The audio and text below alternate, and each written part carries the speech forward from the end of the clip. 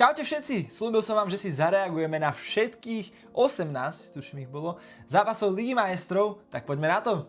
Samozrejme, viem, že čakáte všetci prevažne na zápas Benfica Real Madrid, to si nechajme až nakoniec. Keby chceme reagovať na všetky zápasy, doslovne ich rozoberať, by sme tu boli dosť dlho.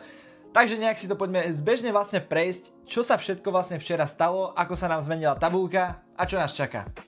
Poďme teda po porade a hovorím Benfica Real Madrid, to si necháme asi ako perličku na záver, keďže Ajax Olympiakos, tam sa mi veľmi páčil, keď som si pozeral tie štatistiky, highlighty a takto, pretože samozrejme pozeral som Real Benfica, takže ostatné som si pozeral len nejaké highlighty a niečo, čo sa teda udialo. Ajax Olympiakos vlastne týmto vyradil Ajax, keďže tam ešte obidvaja ako tak bojovali o tú top 25-ku. Ajax vlastne s 3 bodmi, či so 6 bodmi skončil 32. To je podľa mňa na klub ako je Ajax zlé umiestnenie. Arsenal Kairat Almaty. Tam ja osobne som mal podané minus 5,5 gólu. Akože vyšlo to, hej, ale neviem, v 3. minúte, či kedy bol stav, nie. No po prvom polčase proste padli 4 góly, hovorím si, paráda. To, že mi nevyšlo ďalších 10 zápasov, to je úplne nepodstatné. Athletic Bilbao Sporting, chlapci, sa dostal do top 8 zo 7. miesta. Sporting Lisabon na 7. mieste, obrovský klobúčik dole pred hráčmi Sportingu a pred celým tímom, pretože toto je fantastický výsledok. To je akože klobúčik dole pred Sportingom. Postúpiť z top 8 v Lige majstrov. Wow. Atletico Madrid Bodo Glimt. Neviem, či ma viacej desí ten fakt, že môžeme hrať s Bodom v ďalšom kole Ligy majstrov, alebo teda v tom play-off, alebo že proste dokážu takto hrať proti tým favoritom, lebo ešte niekoho tuším porazili Bodo, nie? No porazili Manchester City doma 3-1. Atletico porazili dokonca vonku 2-1. Takže dobre, ale wow, akože pekný zápas Bodo, klobúčik dole tiež. Barcelona Kodaň, tam po prvom polčase to bolo tuším 1-0 pre Kodaň, ale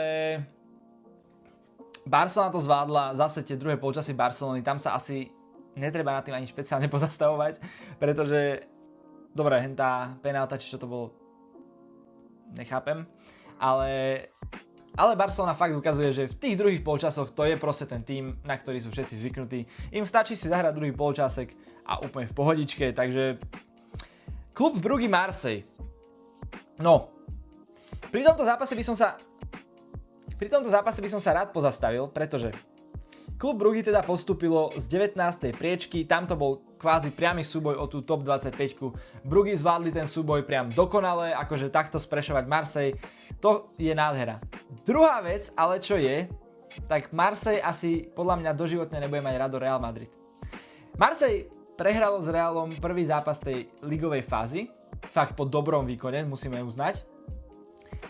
No a potom na základe toho, že Benfica dala ten rozhodujúci gól Realu Madrid, tomu sa všetkému dostaneme, tak Marseille vlastne nepostúpilo a ostalo prvé pod tou čiarou postupu.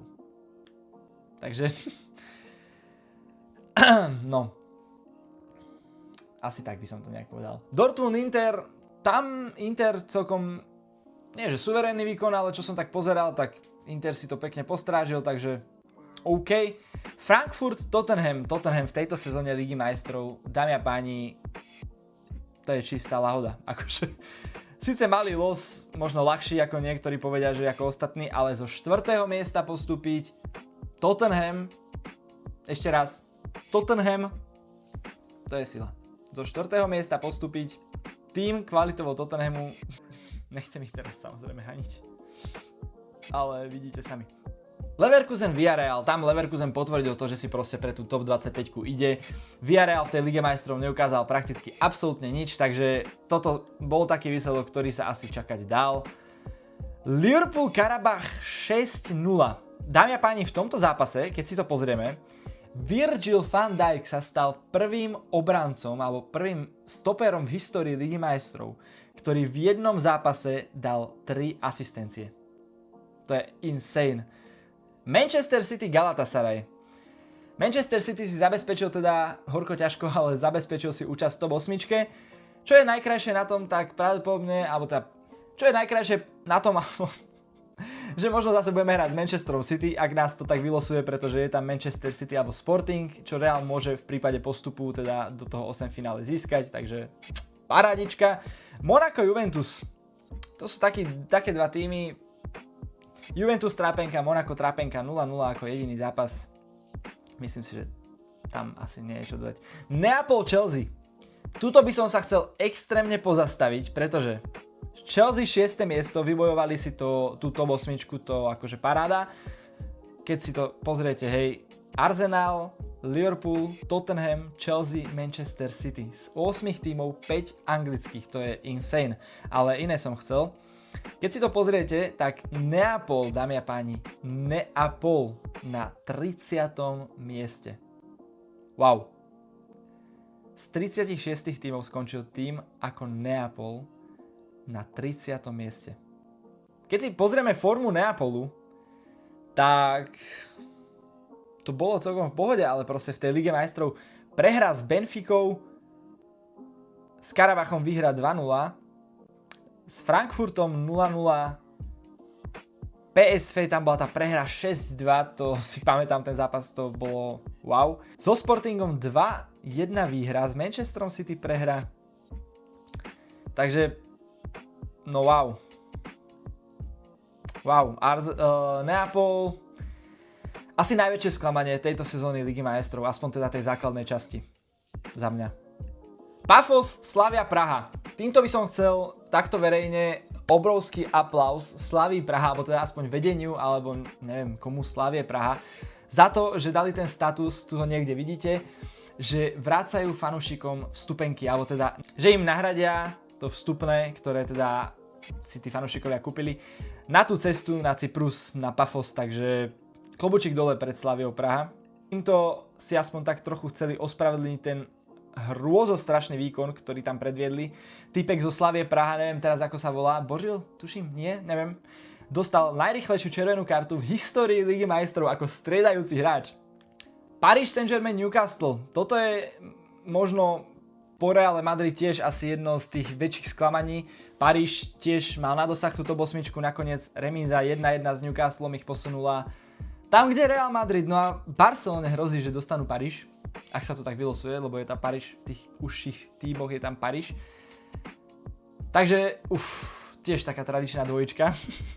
PSV Bayern si zastal tú svoju úlohu. Toto bol, tuším, jediný zápas, ak ste nevideli predošlé videjko, tak si ho pozrite. Toto bol jediný zápas, ktorý, tuším, tomu chatu GPT, alebo teda Števinovi, vyšiel ako predikcia, takže klobúčik dole, Števko. A Royal Union Atalanta 1-0. Tam žiaľ Royalu už nepomohlo ani to, že vyhrali, Atalanta si securela ten svoj postup. No a poďme na Real Madrid, Benfica Lisabon, pretože na to všetci netrpezlivo čakáte. Tuto by som chcel podotknúť toto video. Fanúšikovia teda čakali na hráčov Realu Madrid, že sa im prídu aspoň ospravedlniť za ten výkon. Jediný, kto išiel, je, pozrite sa, túto Thibaut Courtois. Všetci idú preč, ako vidíte. A Thibaut Courtois je naštvaný a volá ich naspäť, aby tam došli. To bol prvý ten moment, ktorý fakt, že odzrkadľuje to, že vlastne tí hráči si podľa mňa absolútne nevážia fanúšikov a nevážia si, alebo nedokážu ani pochopiť, pre koho vlastne hrajú. Pozrime si ešte raz. Vinicius sa len pozerá, čo sa deje, jasné. Však akože, dobre. Vinicius a Mbappé tam tuším boli vzadu, že? Neviem, ešte jeden tam hráč bol, áno, krása. Toto, keby je moment, že nie proti Realu Madrid, tak si ho, dámy a páni, púšťam asi 20. krát momentálne, pretože je to krásny moment, mám husiu kožu z toho. Škoda, že je proti Realu Madrid.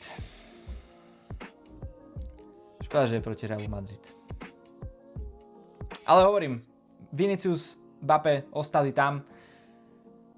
Jasné, keby sa to chytí, Courtois mohol založiť ešte rýchly protiútok, mohli sme dať gól, mohli sme postúpiť do top 8. Ale neviem, či zrovna od dvoch hráčov menej, keď máme, a jeden stojí random v múre, tak či je dobré dvoch hráčov nechať visieť na polovičke. že však čo, oni si poradia, tí ostatní chudáci, čo sú tam.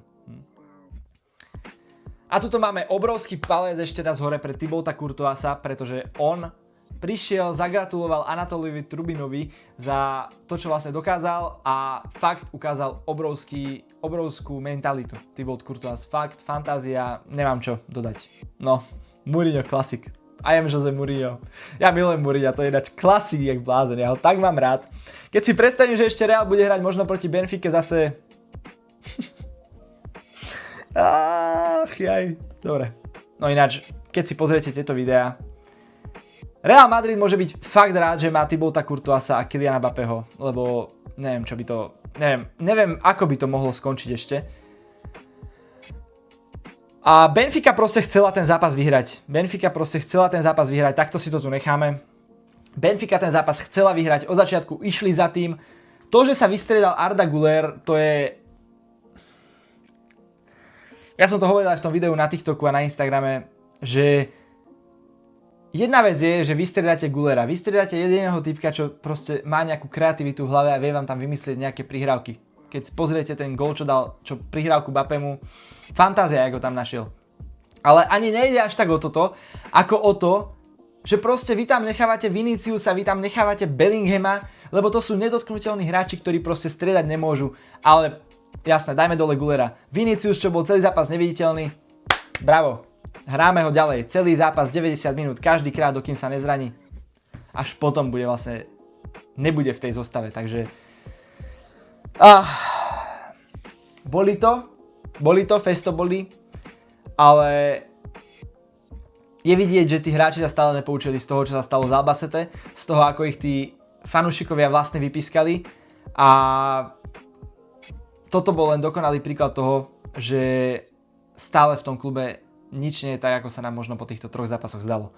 Ak sme si mysleli, že je všetko v pohodičke, tak žiaľ, asi ešte absolútne nie je. Aj som to hovoril, že netreba sa možno ešte až tak predčasne radovať, ale toto bolo hrozné.